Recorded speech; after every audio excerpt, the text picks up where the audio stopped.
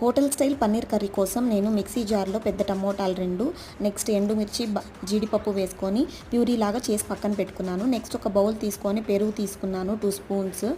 Next అందులోకి కారం, ధనియాల పొడి, పసుపు, ఉప్పు, జీలకర్ర పొడి, గరం మసాలా వేసి బాగా మిక్స్ చేసి పక్కన పెట్టుకున్నాను.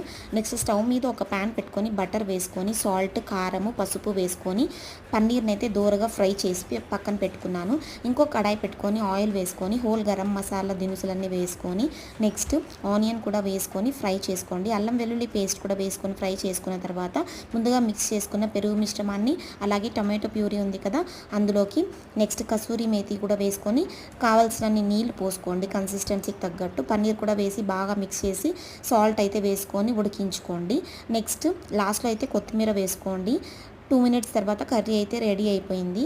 ఇది చపాతీలో కానీ రైస్లో కానీ దేంట్లోకైనా కూడా బాగుంటుంది. ట్రై చేసి టేస్ట్ ఎలా వచ్చిందనేది చెప్పండి.